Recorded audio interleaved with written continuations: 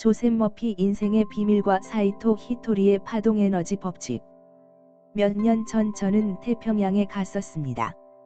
저는 그곳에서 100살 된 남자를 만났습니다. 그는 식탁 위에 놓여진 음식은 무엇이든 가리지 않고 먹어치웠습니다.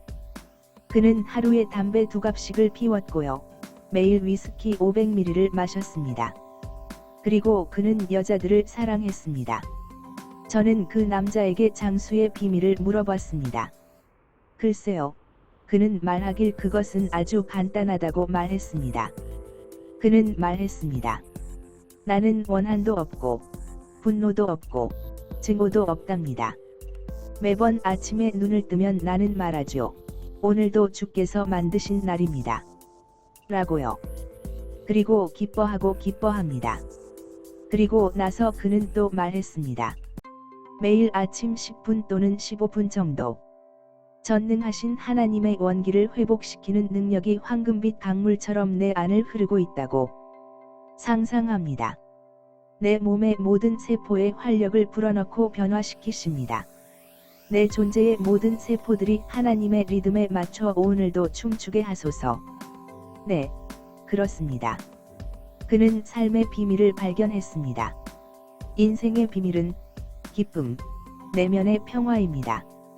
그것들은 눈에는 보이지 않는 성분들이죠. 세계적인 잡지인 내셔널 지오그래픽에 실린 하버드 교수의 기사가 있었습니다. 그리고 의학 박사와 영양학자, 과학자 그들은 네팔 근처의 훈자라는 땅으로 갔습니다. 러시아의 남쪽에 위치하고 있죠. 그들은 그곳에서 110세, 135세 그리고 정확하진 않지만 약 150세의 사람들을 발견했습니다. 그들은 모두 테이블에 둘러앉아 모든 종류의 음식들을 먹고 마십니다. 하지만 그들의 모습을 지켜본 탐사팀들은 그들의 식단이 모든 법에 어긋난다고 기사에 쓰여져 있었습니다. 문명화된 서양에서 우리가 알고 있는 위생 관련 문제나 식생활의 모든 법칙들 그들은 우리가 설정한 적정 칼로리에 대해서는 아무것도 모르는 것 같았습니다. 기사에는 135세의 한 여성의 이야기를 인용합니다. 그녀는 항상 담배를 핍니다. 그녀 역시 하루에 2갑씩의 담배를 피운다고 합니다.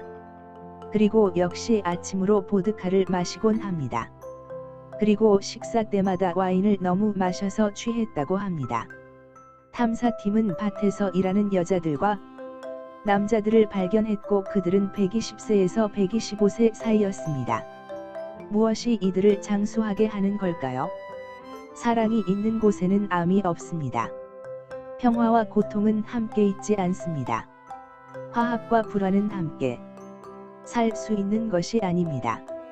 둘 중에 하나만이 당신에게 존재할 수 있습니다.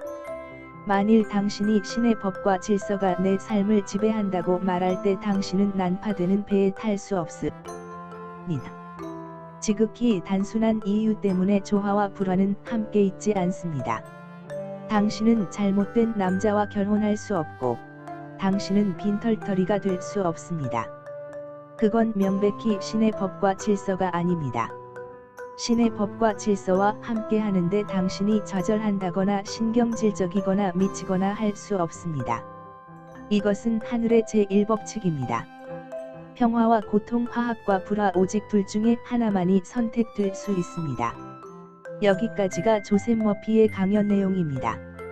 저는 여기서 조셉 머피가 말했던 내용에 더해서 일본의 부자 사이토 히토리가 말했던 파동의 법칙을 함께 말씀드리고자 합니다.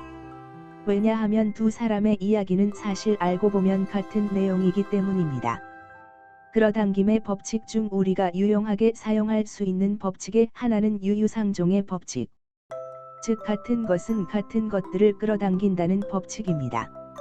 이것은 바꿔 말하자면 서로 다른 것들은 서로 어울리지 않는다는 것입니다. 어둠과 고통은 어울립니다. 어둠과 정체됨은 어울립니다. 어둠과 슬픔은 어울리고 어둠과 불행은 어울리고 어둠과 빈곤은 어울리고 어둠과 질병은 어울리고 어둠은 그렇게 어둠의 유형의 파동들과 어울립니다. 빛은 어떻습니까? 빛은 밝음과 어울리고 빛은 웃음과 어울리고 빛은 깨끗함과 어울리고 빛은 기쁨과 어울리고 빛은 화사함과 어울리고 빛은 활발함, 변화, 분주함과 어울리고 빛은 풍요와 행복과 희망과 건강과 즐거움과 긍정과 어울립니다. 여러분의 삶에서 빛과 어둠은 함께 존재할 수 없습니다. 궁극적으로는 빛과 어둠은 동전의 양면과 같은 것이지만 지금 이야기하는 빛과 어둠은 당신의 삶에서 창조할 수 있는 빛과 어둠에 대한 이야기입니다.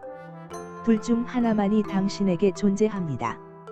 당신이 미소 짓는데 어둠으로서 존재할 수는 없습니다. 당신이 기뻐하는데 어둠으로서 존재할 수는 없습니다. 당신이 화사하게 차려입고 분주하게 변화를 일으키고 당신의 삶에서 당신을 즐겁게 할 것들을 찾고 스스로 즐거움을 만들어가며 삶을 채우는데 당신의 삶의 빈곤과 결핍과 질병과 같은 어둠의 파동이 접근할 수는 없습니다. 빛의 파동을 선택하고 실천한다면 어둠은 당신의 삶과 함께할 수 없습니다. 그것은 불가능합니다. 이것이 조셉 머피와 사이토 히토리가 말했던 똑같은 이야기인 파동의 법칙이며 신의 법칙과 질서입니다. 빛의 길을 선택하십시오. 빛의 길을 선택하는 자에게는 같은 유형의 빛의 파동들이 함께 어울려 모여들게 됩니다. 빛이 모여들고 기쁨이 모여들고 웃음이 모여들고 행복이 모여들고 풍요가 모여들고 건강이 모여들고 활력이 모여들고 질서가 모여들고 긍정적인 에너지와 같은 유형의 것들이 당신에게 끌려져 옵니다. 끌어당김의 법칙으로 원하는 현실을 끌어오기 위해서 시각화나 심상화 또는 결심원 같은 것을 할 수도 있지만 당신은 빛의 길을 선택하고 빛의 길과 어울리는 선택을 함으로써 빛의 속성에 가까운 긍정적인 것들을 끌어들일 수도 있습니다. 인생의 곤경과 어려움에 빠진 사람은 어둠의 파동 속에 있는 경우가 많습니다. 그러나 빛의 선택을 한다면 당신의 파동은 바뀌고 그에 따라 빛의 파동에 어울리는 것들이 당신의 삶과 조화를 이루게 됩니다.